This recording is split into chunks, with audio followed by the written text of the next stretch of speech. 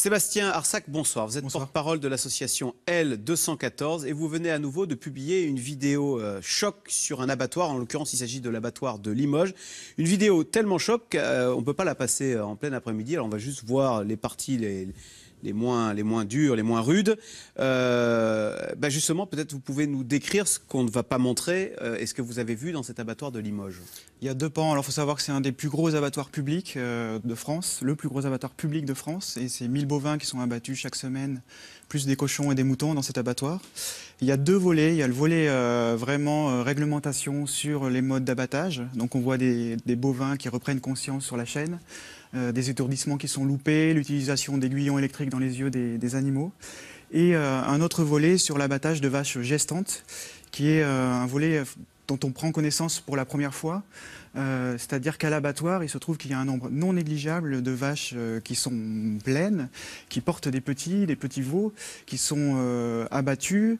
Et avec quand on des les veaux, vide, quand on enlève les boyaux, au fond, il y a le fœtus qui tombe. Le fœtus, voilà, dans la salle qui s'appelle la triperie, où arrivent les intestins, tout ça, on a des poches qui arrivent. Et dans ces fœtus, dans ces utérus, il y a des fœtus de tous âges et avec des veaux qui sont parfois sur le point de naître. Voilà, et il y a un de ces salariés qui a craqué, qui a filmé et qui a dit on jette le veau dans une poubelle pleine d'excréments.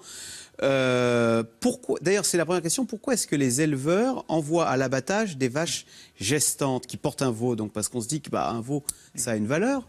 Oui, c'est assez paradoxal, mais il y a toujours une logique économique derrière.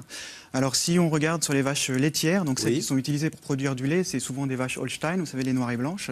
C'est des vaches qui ont été génétiquement sélectionnées pour faire du lait. Donc, c'est des vaches qui n'ont pas beaucoup de viande, qu'on utilise pour le lait. Et quand la valeur d'un veau mâle sur une vache laitière, c'est à peu près 0. Donc, si vous avez, par exemple, un éleveur qui sait, on peut faire des échographies, qui sait que... il va avoir un veau mâle, il veut se débarrasser. Voilà, si vous avez une vache laitière qui a une mamite, qui a une infection très commune, c'est une infection des mamelles dans l'élevage, si la vache est un peu vieille, plutôt que de la soigner, on va l'envoyer à l'abattoir. D'autant que comme elles sont pleines et qu'elles sont vendues au poids, je crois, une vache gestante, du coup, sera vendue plus cher, puisque, évidemment, ça peut être, sauf que bon, la vache est payée au poids de carcasse, donc l'utérus n'y est plus, mais on sait qu'une vache gestante va consommer plus et va effectivement s'engraisser. Et c'est une raison qui est aussi avancée. Alors, Sébastien Arsac, c'est vrai que ces images choquent. Moi-même, je n'ai pas pu les regarder. Mais pourquoi vous diffusez ces images? C'est pour choquer, parce que rien n'est interdit, finalement, dans ce qui se passe. Bah oui, c'est un abattoir. Comme dit le patron de l'abattoir, 100% des animaux qui rentrent dans un abattoir meurent. Oui, c'est sûr. Au niveau de la législation, aujourd'hui, il n'y a pas d'interdiction d'abattage des vaches gestantes. Après, il y a la législation et puis il y a la morale, il y a l'éthique, qui sont deux choses bien différentes. On sait que le droit est quelque chose qui évolue, qui est dynamique, et c'est tant mieux. Et je pense que si les gens qui voient ces images, à un moment donné, ça en dit long dans notre rapport aux animaux, déjà.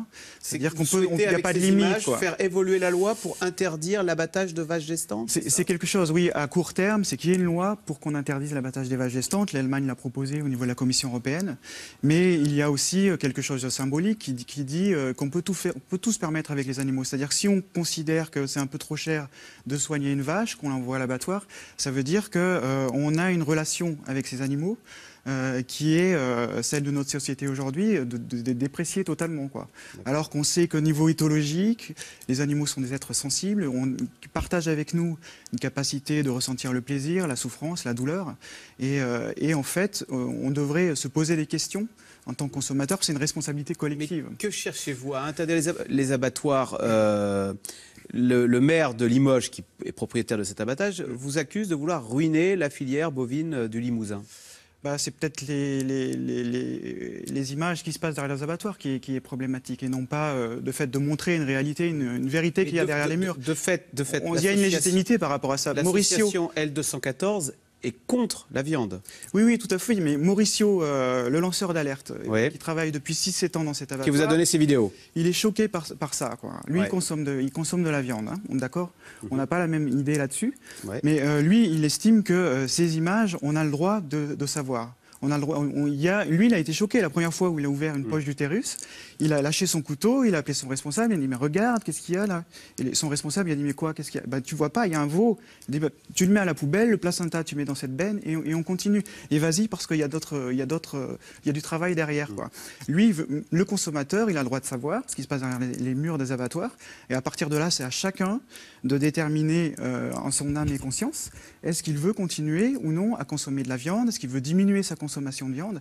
C'est un débat aujourd'hui philosophique, je crois, qui est sur la table et qu'on doit avoir, quoi. Et de fait, vous constatez que la diffusion de ces photos, parce que régulièrement, hein, vous montrez des photos de ce qui se passe dans les abattoirs, il y a beaucoup de réactions, vous recevez beaucoup de courriers, et vous constatez que de plus en plus de gens qui mangeaient de la viande changent leur attitude parce qu'ils ne veulent pas participer à cette boucherie, entre guillemets. Ah oui, énormément. Il y a énormément de réactions. Quel âge, quel type, quelle sociologie, d'ailleurs, de tout le monde?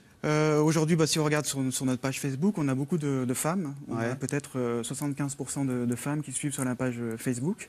Et on a des jeunes, beaucoup de jeunes. C'est la tranche 15-35. Hein. D'accord. Alors, vous militez pour qu'on ne mange plus de viande. On pourrait vous rétorquer de tout temps, l'homme, et pas seulement les hommes d'ailleurs, les loups, les chiens, les lions, on mange de la viande. C'est pas un crime que de manger de la viande. Et forcément, si on mange de la viande, bah, ça veut dire abattre un animal. Bien sûr. Mais en termes d'argumentation, la référence, on a toujours fait ça, on a toujours été violent, etc. Ça ne peut pas être en soi un critère ferme. Et voilà, quand on discute de problèmes éthiques, on doit être capable de pouvoir remettre en cause, avoir un droit d'inventaire. Vis-à-vis des animaux. Hein. C'est un droit d'inventaire, en tout cas, mais sur tous les sujets, hein, d'éthique et morale, c'est pas parce qu'on l'a fait depuis tout le temps. Et la question de la souffrance et de la mort, ce sont deux problèmes éthiques majeurs. Et ce sont pour l'élevage et pour la pêche qu'on a une concentration de problèmes, enfin qu'on a vraiment un problème d'exploitation animale. C'est sur ces deux sujets-là surtout qu'on a des problèmes. Vous pensez que dans quelques années, on se retournera sur ces pratiques en se disant, mon Dieu, on avait une gestion particulièrement épouvantable. C'est fort possible, mais c'est déjà le cas dans d'autres civilisations aujourd'hui et maintenant ou dans le passé. On a aujourd'hui une remise en cause de cette utilisation de l'animal. Et je pense que oui, il y a de fortes possibilités qu'il y ait une évolution. Vous disiez en Allemagne, la loi est en train d'évoluer. On va interdire l'abattage de vaches gestantes. Il y a déjà 4 régions, 4 länder où il y a eu des contrats entre les éleveurs et les abattoirs pour interdire l'abattage des vaches gestantes. C'est une démarche volontaire. Et l'Allemagne a demandé à la Commission européenne une loi dans ce sens-là. Et vous-même, vous avez lancé une pétition, je crois. Est-ce qu'il n'y a pas une autre réalité? C'est un petit peu comme quand on va au restaurant. Vous savez, on dit mieux vaut ne pas voir ce qui se passe en cuisine parce que vous ne mangeriez plus forcément votre plat. Eh bien là, c'est un peu la même façon. On mange de la viande et on ne veut pas voir ce qui se passe dans un abattoir. Au fond, on est tous un peu complices de ça, non? En coup de cas, c'est un débat collectif qu'on doit avoir, c'est sûr. Parce que quand on a domestiqué les animaux, on a choisi des animaux dociles et on utilise la force, c'est-à-dire qu'on utilise des chaînes, des murs, des grilles, des aiguillons électriques pour contraindre les animaux. Les animaux résistent, mais leur résistance est faible par rapport à la force que nous, on peut déployer. Et du coup, si on veut aller vers une société plus juste, une société qui ne soit pas basée sur le droit du plus fort, on doit être capable, justement, une société, je pense que l'ultime test, c'est justement comment elle se comporte avec les plus faibles de civilisation, quoi. Comment elle se comporte avec les plus faibles, aujourd'hui, c'est les animaux. Alors à chaque fois, votre communication fonctionne très bien avec ces vidéos. Il y a d'autres vidéos comme ça que vous allez sortir sur des pratiques hélas, les vidéos enfin, on peut faire un film d'horreur tous les jours dans les abattoirs si on peut aller y filmer. Le problème aujourd'hui, c'est les moyens, quoi. C'est l'accessibilité à ces lieux. Parce que tous les jours, on a plus de 3 millions d'animaux qui sont tués tous les jours dans les abattoirs. On ne peut pas imaginer que ça se fasse dans la douleur, dans la douceur. Voilà. Donc oui, forcément, il y aura d'autres vidéos. Quelqu'un qui mange un steak de viande, là, vous trouvez qu'il est irresponsable ou Alors moi, je suis petit-fils d'éleveur, j'ai mangé de la viande jusqu'à mes 20 ans. Voilà, il n'y a aucun problème, j'étais vraiment un viandard, qu'on peut dire. Je cachais du saucisson sous mon lit. D'accord. Et donc, moi, je pense qu'il y a une déclic à avoir, une réflexion personnelle. Il n'y a pas à culpabiliser les gens.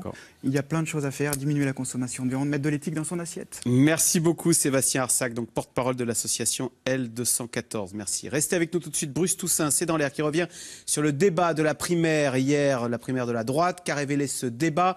Quelle tension traverse le Parti des Républicains? C'est dans l'air est intitulé ce soir. Primaire, ça se dispute.